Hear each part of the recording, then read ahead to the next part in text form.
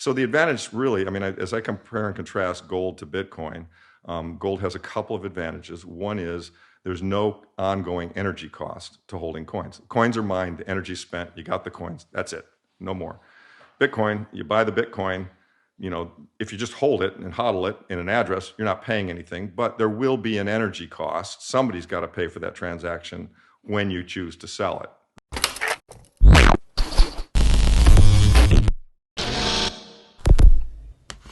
Hey guys, welcome back to Everyday Finance. In this video, Larry Lepard discuss about Bitcoin and gold according to Larry Lepard. Larry contrast and compare Bitcoin with gold at. So gold has a few benefits. One is that keeping coins does not require constant energy use. Energy is mined for currency spent. You receive the money, and then you purchase the remaining Bitcoin. You won't pay anything if you simply hold it and hobble it in an address. But there will be an energy cost when you decide to sell it properly. Someone has to pay for that transaction, in the sense that there will be something akin to a SATS fee.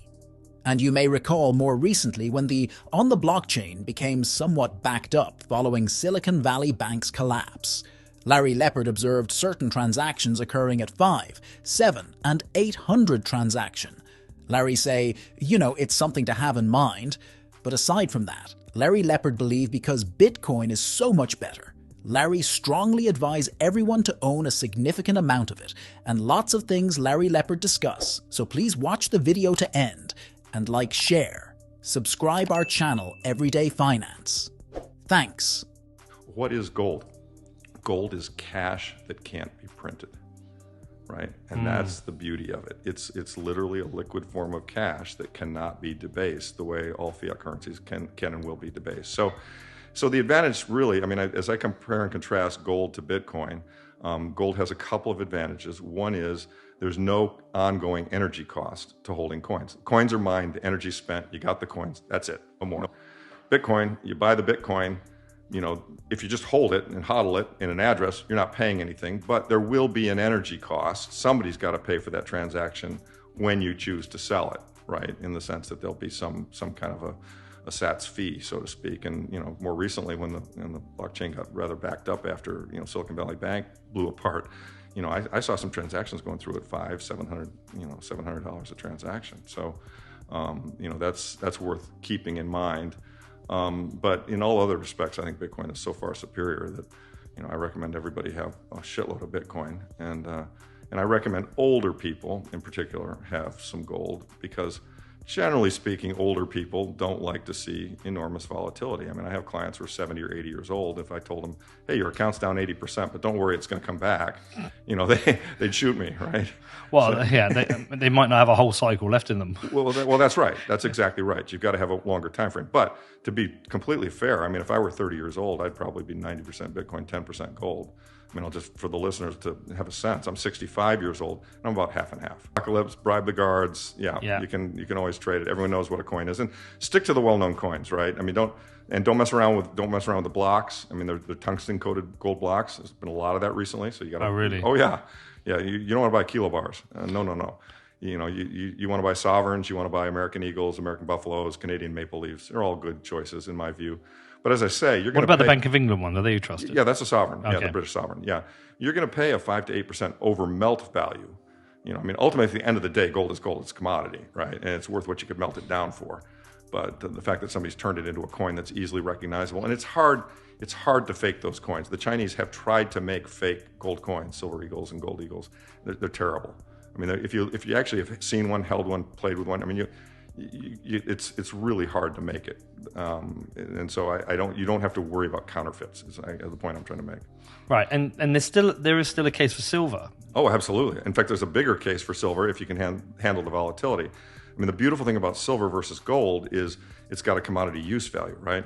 I mean, gold is just, and all the gold that's ever been mined is still above ground, and it's either in a vault or around a lady's neck, or in a museum.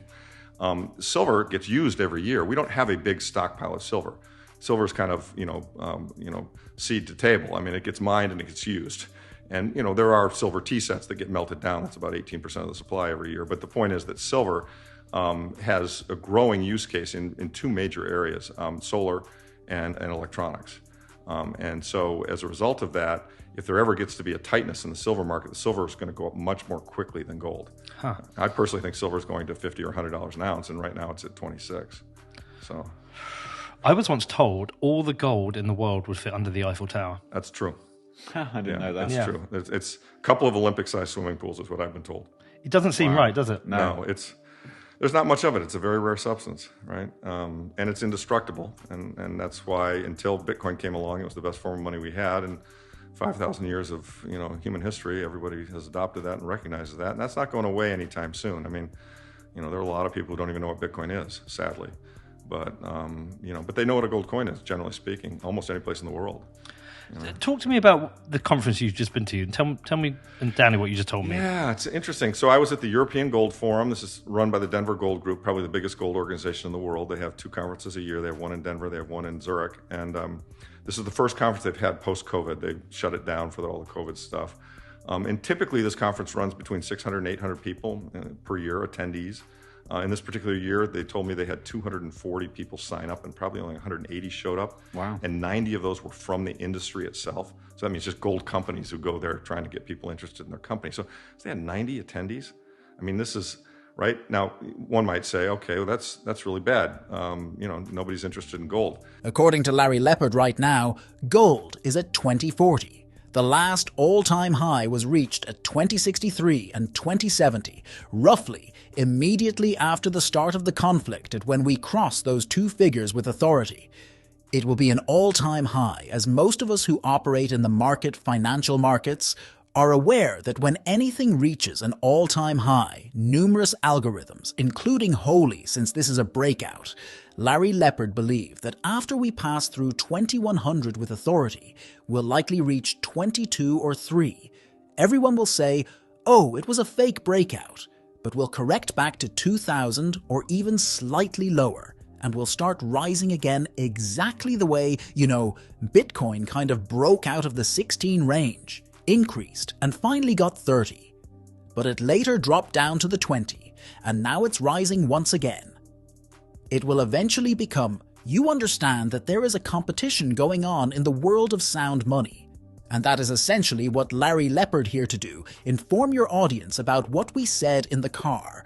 Larry really optimistic about the situation right now. It's sad, of course, in many respects, compared to current events. Particularly with regard to the idea of sound money and the assets that owners of gold and bitcoins hold. Larry Lepard could not be more audacious. Let's back to the interview.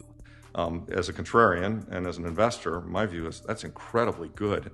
Here we are, gold is almost at an all-time high. Gold's at 2040 right now.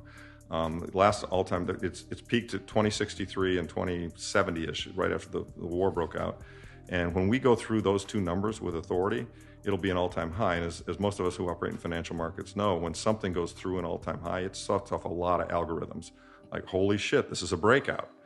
And so in my opinion, when we go through 2100 with authority, probably we'll go to 22 or 3, we'll correct back to 2000, maybe a little below it. Everyone say, oh, it was a fake breakout, but then we'll start going up again. Very much the way, when Bitcoin kind of came out of the 16, went up, and eventually it hit 30, but it came back to 20, but now it's back up, and going again. It'll become obvious that, it's kind of game on in the sound money land. And that's what I'm here to kind of tell your listeners and tell you, we talked about it in the car. I mean, I am just incredibly bullish right now, what's happening. I mean, it's sad, of course, in a lot of ways, what's going on in the world. But in terms of the sound money theme and the assets that Bitcoiners and gold owners hold, I couldn't be more bulled up. I mean, I think we are going to see an outstanding next 2 years. I really do. Wow. What do those people at the gold conference think of Bitcoin? That's a great question. So it runs from complete antagonism, and I got into it on the web with one of those guys about that. You guys probably saw it. Did you block him? I did, but then I met him at the conference, and we actually had a nice conversation. And we kind of had misunderstood each other, and I decided, forgive and forget. And I'm a Christian and all that, and I kind of felt bad that I had blocked him. He was so obnoxious, and he really he disrespected somebody who I have enormous respect for, Bitcoin Ollie. Okay. Yeah. And she's just such a sweetheart. And I thought, God damn it, Peter, I'm done with you. And so I blocked him, and we got into it. Anyway, we kissed and made up. It's all good. He doesn't like Bitcoin. Fine. To answer your question, though, Danny, at several of these conferences, and I go to the New Orleans Gold Show every year. I generally give a speech there, and I always quiz the audience, and I say, okay, you know, you guys, and I talk a lot about gold, obviously, but we talk about Bitcoin too. And I say, look, guys, and I view my role in this whole event, this revolution. I'm the guy who's trying to lead the gold bugs into Bitcoin. I mean, I think Bitcoin is a superior choice. And rather than get mad at the gold bugs or call them the enemy or do some of the things that other people in the industry have done, my view is no, they're your easiest convert. They get the thesis. They just don't understand. They're afraid of Bitcoin. A lot of times it's because of, you know, the FTXs and the Bankman-Frieds, and they think it's all fraudulent shit, right? But anyway, to answer your question, I go to the New Orleans Gold Conference, and I said, how many of you guys own Bitcoin? Half the hands go up, half. And I would have said that I had the same experience in Switzerland. Right. You know, a couple of the older guys, the guy I really respect, Ian von Greyerz, who I think totally understands the monetary situation. He's against Bitcoin, but we're friends. You know, it's all good. You know, but I'd say in general, and it tends to correlate fairly much with age. I mean, the younger people tend to get it better. According to Larry Lepard, it goes without saying that Larry Lepard talk a lot about gold, but we also talk about Bitcoin. Larry Lepard tell people that I see myself as playing a role in this entire event and revolution. That is, I'm the one trying to lead the gold bugs into Bitcoin. Believe that Bitcoin is a better option, and instead of being angry with gold bugs, labeling them as the enemy, or doing other actions to some in the field, have done what my viewers haven't done. They're your easiest converts. They comprehend the theory. They just don't get it many times. People are terrified about Bitcoin because of the FTX and Bankman-Frieds, and yes, it's all false.